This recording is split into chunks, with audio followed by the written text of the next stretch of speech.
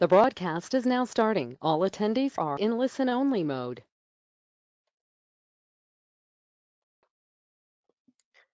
Because this is Jennifer Reynolds, and this is our armchair travel evening. Thanks so much to so many of you who've joined me over the last while on a variety of journeys to different places around the world. My name is Jennifer Reynolds. I was born and raised in Canada. I call Tampa, Florida home now. I lived and worked on cruise ships for close to 18 years. I love this particular photograph. It was taken when I was with the Shore Excursion Office of the Silver Cloud. I've been pretty lucky. I did worldwide itineraries. My husband, the oceanographer husband, got me addicted into history and geography, the people and the players. And while I love the glitz and glamour of travel, what I really enjoy are the stories and how things come together. So Jennifer's Journeys has been for me an expression in an odd way to be able to honor my husband and thank him for the travels and experiences we've had together and bring all of you along on a variety of places we've traveled to that I call Jennifer's Journeys. But in my professional career, I've always been involved with the travel agent market, most recently in the last, since I came off cruise ships, working with travel agents and their travelers to create interest and grow business together. And our world has changed, and it's not an easy place to travel anymore. And I am a champion of my travel agent partners and myself when I travel as well traveled as I am and as well connected in the travel industry. I too always use a travel professional. So I always shout out and reach out to my travel industry friends because it's my travel agent partners that make everything possible and keep our travel dreams alive and make it possible for all of us. But in the last while, we've traveled to a variety of places. Many of you know I was born and raised in Canada, and I have been enamored with Eastern Canada for a long time. We looked at the Titanic, which took us to Halifax, and we got over to Prince Edward Island and the Charlottetown areas there. But from here, let's see, let me go back in. What I want to do from here when I look at Eastern Canada, being as a Canadian, my family, we always went out east. We did school trips to Quebec. I have a scar on my leg from camping on the Cabot Trail. But Eastern Canada holds a really magnificent place in all of Canada's heart. And it's really kind of the gateway to getting into Eastern Canada. But the experience of traveling on the St. Lawrence Waterway as a cruise does go back more than 100 years. Under the auspices of Thomas Cook, the Quebec Steamship Company first sent its 1,864-ton Orinoco that you see here from New York, and this was in the summer of 1894. They were going to visit St. John, New Brunswick, Halifax, Nova Scotia, Charlottetown, Prince Edward Island, Gaspé, Tadoussac, the Saguenay River, and Quebec. But by 1904, maritime cruises from Boston were being advertised like this. A 6-day cruise, 1,400 miles for $18. From Union Wharf in Boston every Tuesday and Saturday, 12 noon for Halifax, Hawkesbury and Charlottetown. Good board, cheapest rates. But by any measure, the 744-mile, or if you're Canadian, you speak in kilometers, the 1,200-kilometer-long St. Lawrence River is of vital geographic and economic importance to the Great Lakes system. It connects the lakes to the Atlantic Ocean, providing navigation to deep draft ocean vessels. And the reality is that there would not be a St. Lawrence River were it not for the Great Lakes. And I grew up on Lake Ontario, right on the Great Lakes. About 1 billion years ago, a fracture in the earth running from what is now Oklahoma to Lake Superior generated a volcanic activity that almost split North America. Over a period of 20 million years, lava intermittently flowed from the fracture, creating mountains that covered the regions, now known as northern Wisconsin and Minnesota, and it formed the Laurentian Mountains that you see here. The region went from fire to ice with the arrival of the glaciers, which advanced and retreated several times over the last 5 million years. During the last periods of glaciation, giant sheets of ice flowed across the land, leveling mountains and carving out massive valleys. Huge lakes formed between these valleys. Ridges from the retreating ice fronts and continually changed over time as the ice sheets moved northward. With the retreat of the glaciers, water levels continued to undergo dramatic fluctuations, some of them to the magnitude of hundreds of feet. And these extremes were caused by changing climate, something called crustal rebound. It's a phenomenon that occurs when the removal of immense weight of the glaciers, some of them thousands of thick feet in places, and it happens at the natural opening and closing of outlets and channels. When you remove that tremendous weight, the crust is able to rebound. And even today, the rebounding of the Earth's crust, coupled with erosion and changes in the climate, continues to alter the shapes and the sizes of the Great Lakes. As one of the youngest natural features on the North American continent, it can be seen from the International Space Station and even from the moon. But the lakes are a dynamic and they are an evolving system. The Great Lakes watershed includes part or all of the 8 U.S. states, including Minnesota, Wisconsin, Illinois, Indiana, Michigan, Ohio, Pennsylvania, and New York, and the Canadian province of Ontario, which is where I grew up. Looking at these lakes when I grew up, how do you remember the names?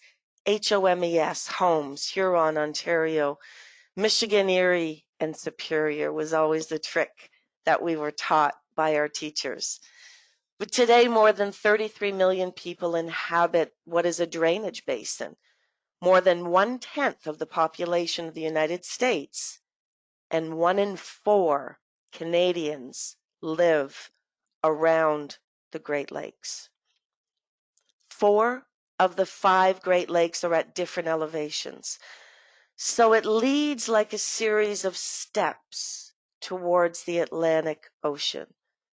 The 5 individual lakes are connected to each other through channelways that form one system. Water continually flows from the headwaters of Lake Superior through the basin and into the remainder of the rest of the system to allow vessels to pass through the St. Lawrence River and out into the Great Lakes. The Great St. Lawrence Seaway, a massive American-Canadian navigational project, was begun in 1954, and it was completed in 1959. The Great Lakes St. Lawrence Seaway system stretches westward over 2,300 miles. Again, we're in Canada, 3,700 clicks. From Anacostia Island in the Gulf of St. Lawrence to the western shores of Lake Superior. Beginning at Montreal, there's a total series of 15 locks, of which 13 are in Canadian territory and 2 of them are in the U.S. But the most famous is the Welland Canal, and it's located in Canadian waters. It stretches 35 miles. You're looking at the map of it here. And I grew up 7 miles away in a place called Grimsby, Ontario. My father was an engineer, a mechanical engineer. We spent Saturdays, Sundays, and weekends exploring the Great Lakes, exploring the canal.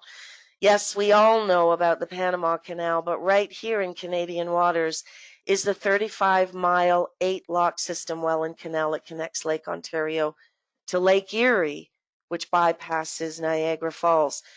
Recognized as one of the greatest engineering feats in history, the 8 locks lift, or lower, 570 feet above sea level, as high as a 60-story building. Let's put that in perspective. At the Panama Canal, you're raised 85 feet. What is that 570 feet that you're being raised? The height of Niagara Falls.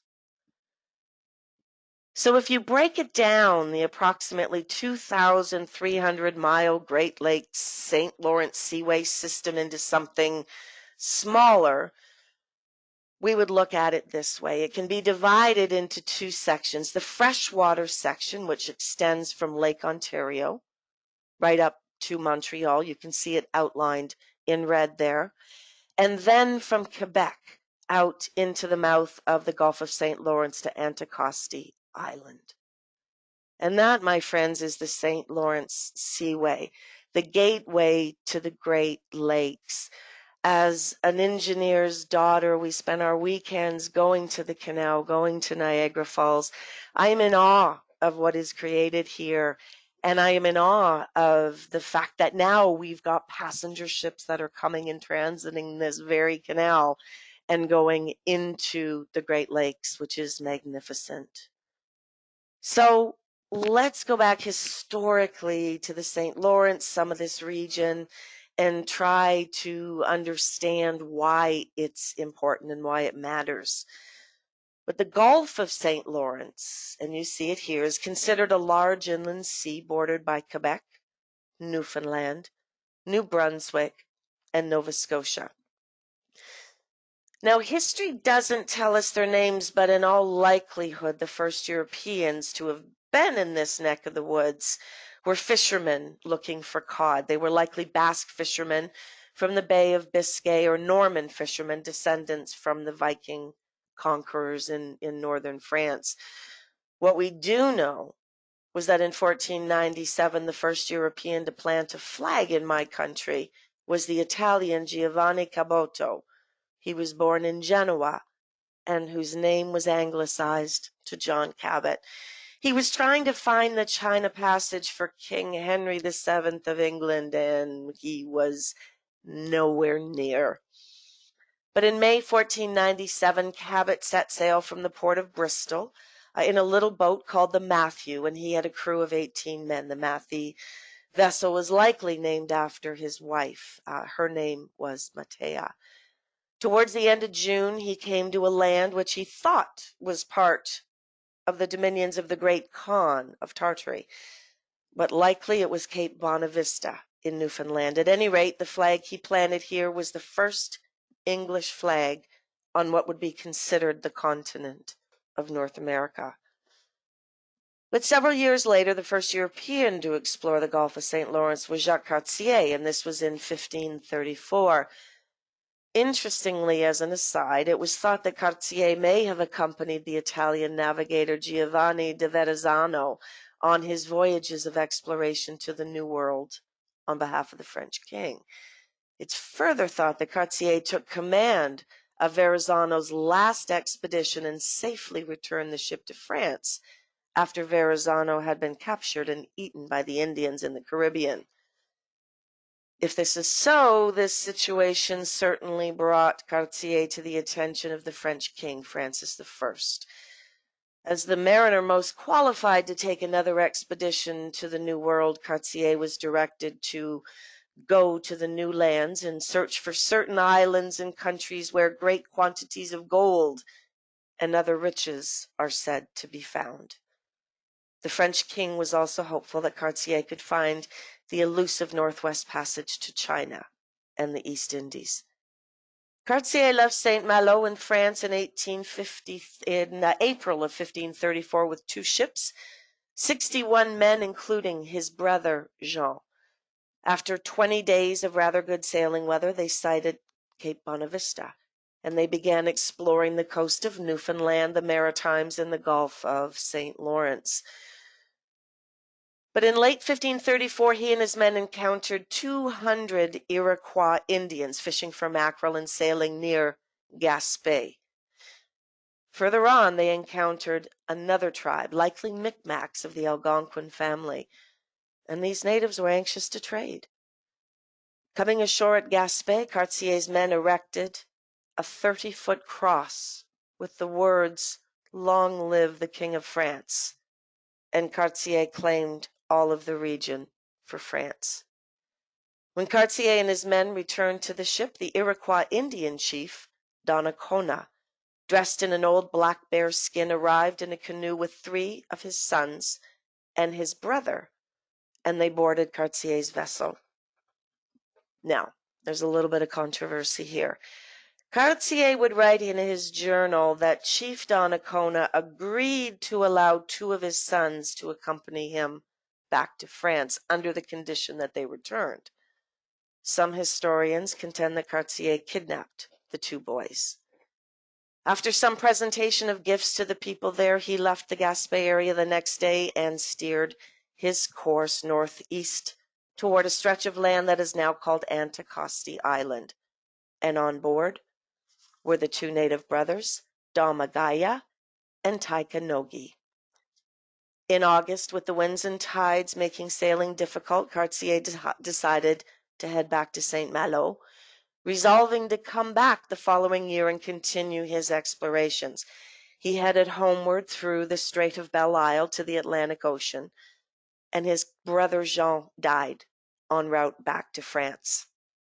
What Cartier had also been looking for was the westward passage to the fabled riches of China and the East Indies, and he believed that he'd found it.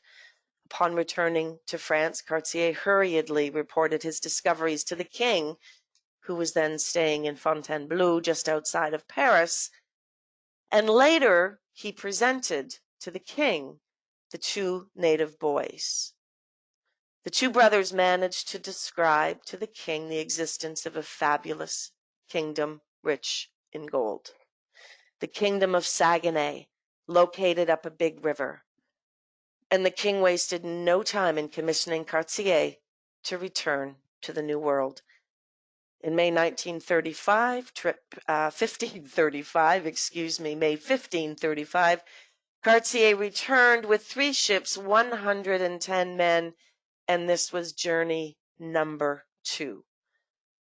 Upon reaching the Gulf of St. Lawrence, the 2 brothers who were with him on this journey showed Cartier the entrance to the St. Lawrence River. Remember, they had boarded in Gaspé, further up. As the expedition proceeded up the river, the 2 Indian brothers pointed out the mouth of the Saguenay River, which would lead to the rich kingdom that they had described to the French king. Continuing up the narrowing St. Lawrence, Cartier arrived at Stadacona, the main village of Chief Donnacona, located at present-day, today, Quebec City. About 500 people were here. The native word for village was Kanata, and Cartier began referring to the whole region as Kanata, ultimately Canada. Here at Stadacona is where Cartier again met the Iroquois chief Donnacona, who he had first met, as I mentioned earlier, on Gaspé. And the chief rowed out to greet the returning ships. After all, his 2 boys were on board. Donnacona, who Cartier now referred to as the Lord of Canada, was pleased to both have his sons returned and to have European gifts, shirts, coats, hatchets, knives. Taking leave of the chief Donnacona, Cartier went further upriver, meeting friendly Indians along the way. On this, his second voyage, Cartier arrived at the Indian village of Hochelaga, which is present-day Montreal. And as Cartier and his men rowed to shore, they were given a rousing welcome. Cartier and his men were given a great reception by the king. Here he was introduced to the cultivated plant that was pounded into small pieces and set alight. There were honors and receptions given in their honor, and Cartier was then introduced and discovered tobacco. Cartier had been certain that he was sailing through the Northwest Passage, but here at Hochelaga he climbed a high hill, which he named Mont Royal. From this observation point he saw the impassable rapids at Lachine, and he realized that his hope for a route to the Pacific had come to a very disappointing end. So he returned to Stadacona, where ice blocked the river, where he was forced to spend the winter. Cartier put his men back to work constructing a fort with cannons taken from the ships. Chief Donnacona and his people weren't too happy that Cartier was hanging out here, and even less happy that he brought cannons and set up a fort. As winter descended, the French began suffering from scurvy, and the Indians had little sympathy. The French prayed for salvation, but hardship and death continued. Finally, the chief's two sons, the two who had traveled with Cartier, interceded. They shared with the French their secret medicine, boiling leaves from a white cedar tree into a tea that was rich in vitamin C. And within a few days, the men were cured of scurvy. When springtime came, Cartier was anxious to return to France, but he wanted Donnacona to accompany him. Cartier wanted Donnacona to personally tell the French king of the kingdom of Saguenay and all of its treasures. Donnacona declined to go, and he gave Cartier a gift of 4 children to go along in his stead. Remember, 2 children of his had already gone over and returned. Cartier really wanted Donnacona, so he went to Plan B. In May 1536, Cartier's men fired cannons to scare and control the natives. While confusion reigned, Cartier simply kidnapped Chief Donnacona, his 2 sons again, and 3 other natives. With the 4 children, that brought the total to 10. There was little that the Iroquois could do, and they were taken aboard the ship. Cartier promised that he would return the following year. As the ships made their way down the St. Lawrence River, the whole population of Stadacona waved farewell to their chief, Donnacona. It was an arduous trip down the St. Lawrence and a 3-week Atlantic crossing. Without the Iroquois white cedar tree medicine, 25 of Cartier's crew died of scurvy during the journey back to France. The survivors arrived in Saint Malo July 15th, 1536, and this was the end of Cartier's second journey to Canada. But again, Cartier wasted no time in gaining an audience with the king. Donnacona and his party were treated well in France at the king's expense, and Chief Donnacona told the story of the rich kingdom of Saguenay and whetted the king's appetite for exploration and further colonization. But unfortunately, Donnacona and the other Iroquoians could not resist European diseases, and all soon died. In May 1541, Cartier was granted his new commission, number 3, with a whole new agenda. Besides searching for the fabulous kingdom of Saguenay, Cartier would begin expansion of the fort at Stadacona as a permanent French colony along the St. Lawrence River. With 5 assigned ships, Cartier, now titled as a captain general, would carry an advance party of 400 settlers.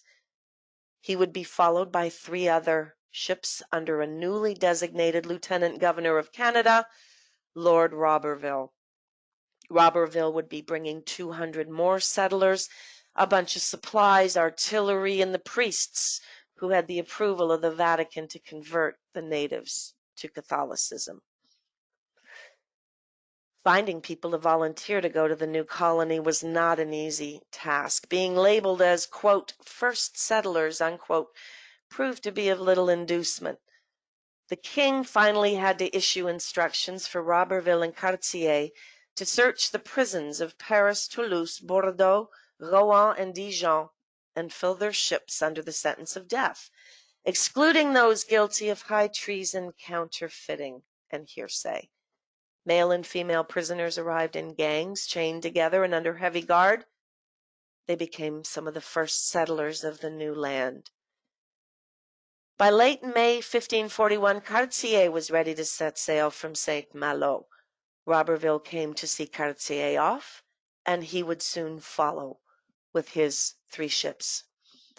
In August 1541, Cartier arrived at Stadacona on the St. Lawrence River. He had 5 ships, 1,100 crewmen, 400 settlers, including most of the former prisoners, and he had some Catholic priests that were responsible for converting the Indians. Rowing out was the Iroquoian chief Agona, who went out to welcome back Cartier. Remember, when Cartier had left previously, he had left with Donnacona. And initially, Cartier, of course, was pleased to see the reception that was greeting him. But at Stadacona, Agona was asking, "Where is Chief Donnacona and the others that you had taken back to France?" Cartier explained that Donnacona had grown ill and died in France and that he was buried there.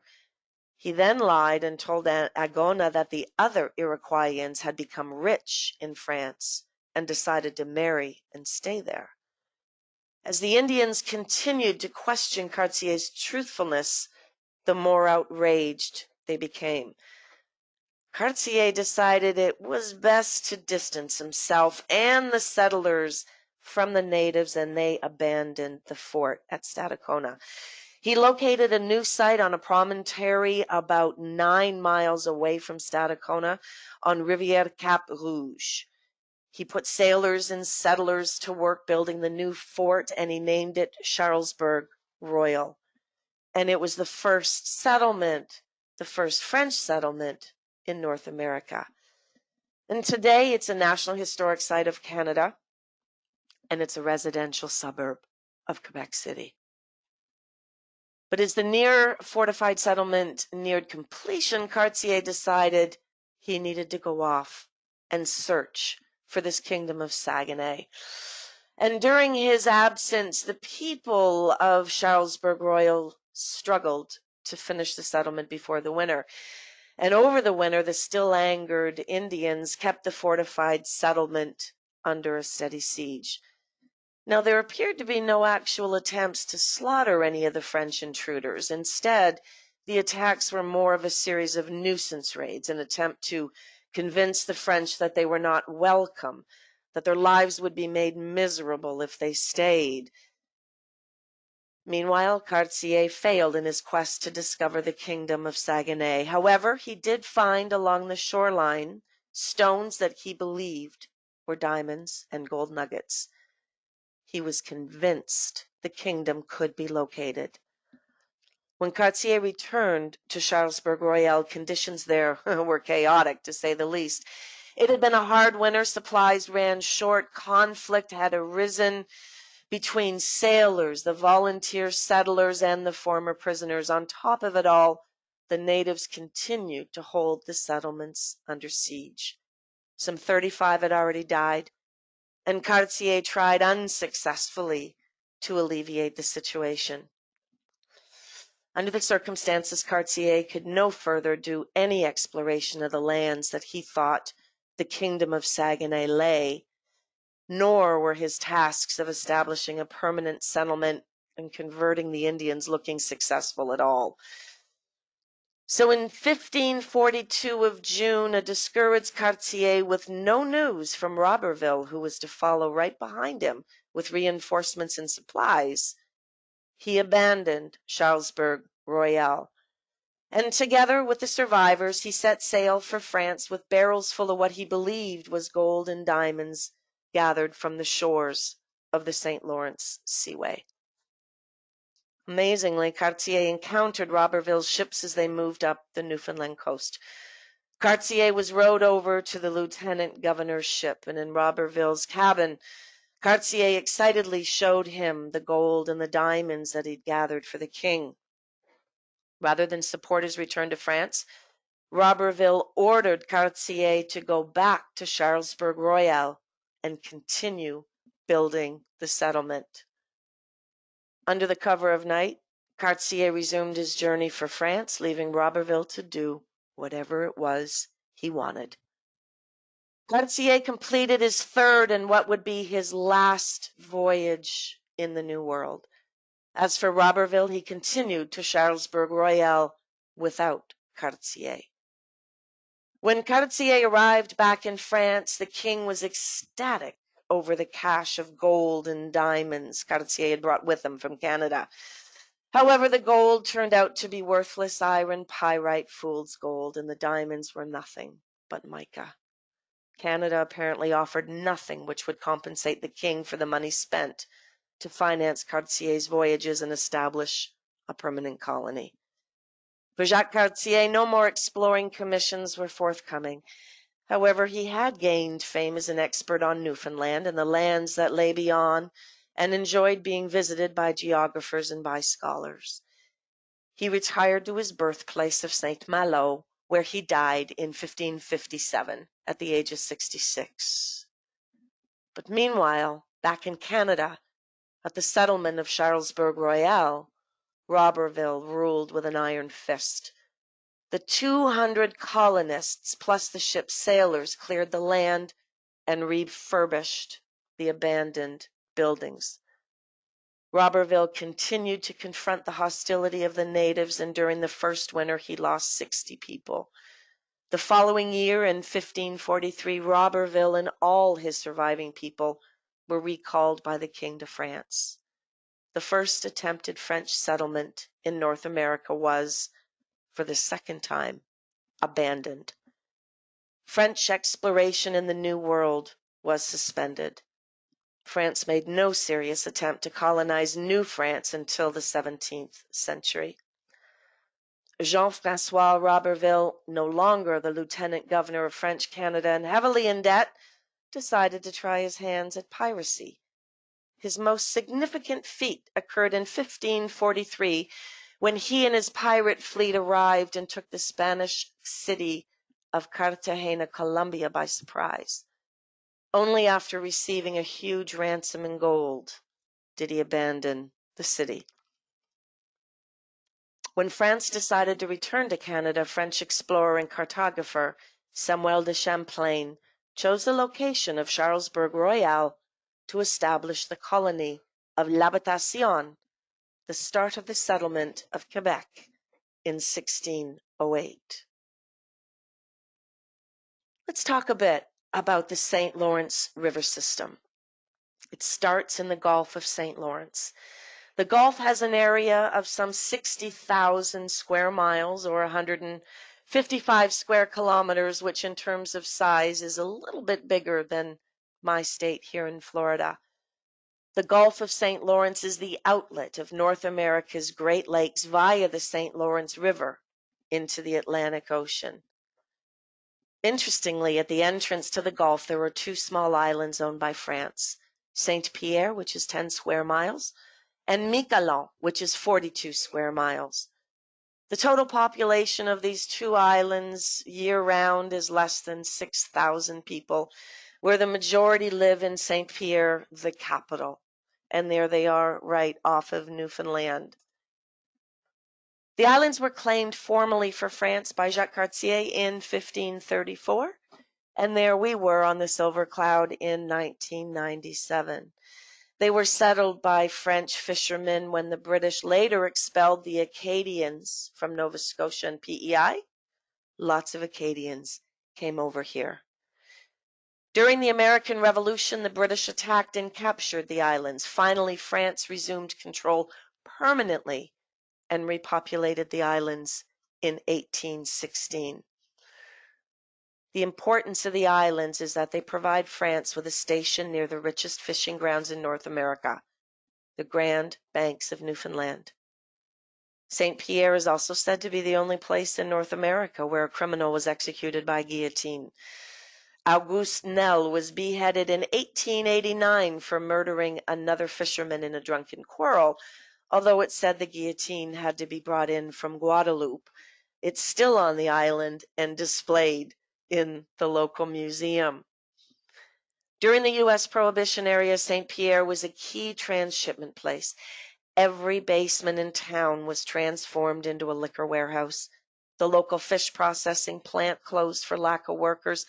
Large concrete warehouses sprang up along the waterfront to serve American bootleggers like Bill McCoy, whose booze was good enough to become known as the real McCoy.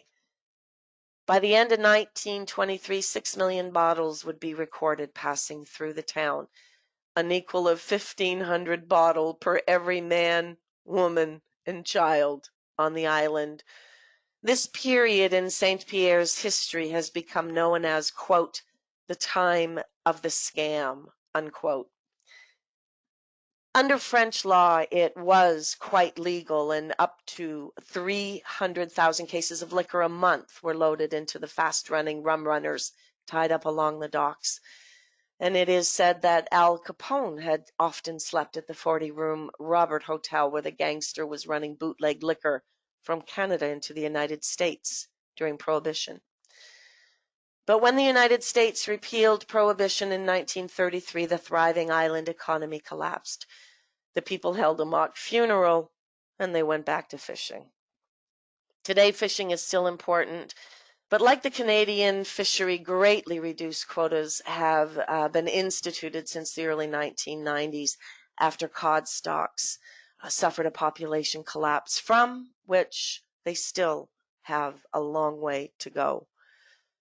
Tourism has increased in importance, and there is still some farming. St. Pierre and Miquelon are looking to capitalize on some offshore hydrocarbon development as well. But here's something interesting. In 1964, a serious dispute arose between France and Canada concerning exclusive fishing rights. The matter was not resolved until the 1990s, in keeping with the UN Convention of the Law of the Sea. Phenomenally interesting topic. What was negotiated was France having a 24-mile nautical mile bulge on the west of the island, a long north-south 188 nautical mile by 10.5 nautical mile wide corridor. It's shaped like a baguette, and that is now their fishing grounds. This is the Gulf of St. Lawrence. There's a tremendous amount of marine life that is associated with these waters. Shrimping, for example, is very, very big business. And yes, there are a number of shark species that live, surprisingly, in the Gulf of St. Lawrence, either year-round or occasionally. This particular one is a Greenland shark, the planet's second largest carnivorous shark after the great white. Marine mammals in the Gulf and the estuary include whales, dolphin, porpoise, and seals. Remember, an estuary is simply where fresh river water mixes with ocean salt water. There's about 80 species of whales in the world, and of these, 12 migrate to the St. Lawrence every year, while one, the beluga whale, lives there year-round. The fact that so many species are found in such a relatively small ecosystem makes the St. Lawrence waterway one of the best whale watching sites in the world. Look at this pod of pilot whales, and they're the fin whale. The area of the St. Lawrence waterway that offers the best whale watching is the Saguenay Fjord and the St. Lawrence Marine Park. The Saguenay Fjord. Love this spot. The slopes of the Saguenay were carved by ancient glaciers, and the scenery along the waterway is spectacular. When I worked on board Silver Cloud, every itinerary up here we would sail up Saguenay, as well as on the Regency ships as well. At 60 miles long, it's one of the longest fjords in the world, and it's the only navigable fjord in North America. It's home to both salt and freshwater species, including beluga whales, minke whales, and the Greenland sharks. The gorge on either side of the river becomes steeper. Part of the Laurentian Mountains, the rocks are believed to be some of the oldest on Earth. In some parts, the gorge is almost 1,600 feet high, rising almost straight up from the river. And then you see it, the statue of Notre Dame de Saguenay, standing at the top of Cap Trinity. At 25 feet high and weighing 3 tons, the Dame was built to honor the Virgin Mary by a traveling salesman who tried to cross the ice on the river, and then he fell into the freezing water. He prayed to the Virgin Mary to save his life, and his recollection was that he was thrown back onto the ice, together with his horse and cart, and he was so moved that he paid for the statue's construction in 1881, if you're fortunate enough to sail up the fjord. Many ships will pay Ave Maria over their PA system and pay homage to this statue as a protector of seafarers. But the St. Lawrence just reveals its beauty to you. Towns and villages along the side, recreational boating alongside its main purpose, which is to take freighters. Go on up the river to Quebec City, Quebec Showcase. Quebec meaning where the river narrows.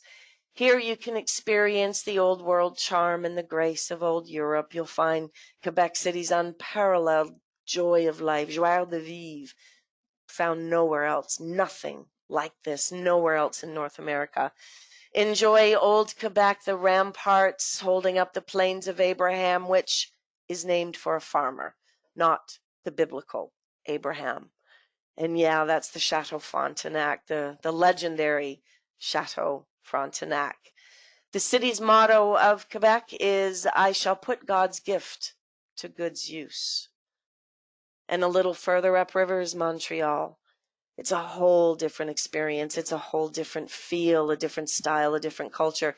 Many also say that this is one of the most European of North American cities, so much having been preserved and honored in its founding of the French and the British cultures.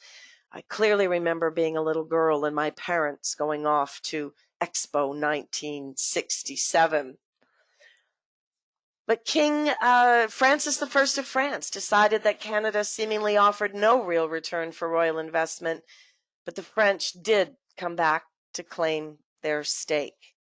When Quebec City fell to the British in 1759, Montreal briefly served as the capital of New France until it too, in 1760, was forced to surrender to the British. A flood of Irish and Scottish immigrants soon made Montreal North America's largest city. With the creation of the Dominion of Canada in 1867, Montreal emerged as the nation's new premier port, its railroad nexus, its banking center, and its industrial producer. Today, Montreal is just simply magnificent. It's a cosmopolitan city, the skyline of glass and concrete. 2/3 of the population are of French extraction. 1/3 is a cosmopolitan of European, Chinese, Italian, Greek, South Americans. The center of the cultural of the Vieux Montréal is a bunch of museums, and you'd swear you were someplace in Europe. In France, it comes alive in the summer months with musical concerts. Notre Dame Basilica is here. Shopping and shopping malls. Something I find amusing, and being a Canadian, very appreciative, our reputation for our underground malls. We have a large one in Toronto, and here in Underground City in Montreal, you've got 19 miles of passages with boutiques and restaurants that connect with the subways and public transportation and office complexes. It is absolutely magnificent, this country of mine. Yes, this is Canada. Let us keep exploring. Let us keep journeying, because for the last, I'm going to say, almost month and a half now, we've been traveling together. We went to the Galapagos Islands. We did a transit through the Panama Canal. We spent some time together in Italy, a little more time in Peru and South America, going to Machu Picchu and the Galapagos Islands, the Peruvian Amazon, a favorite of mine, the Antarctic.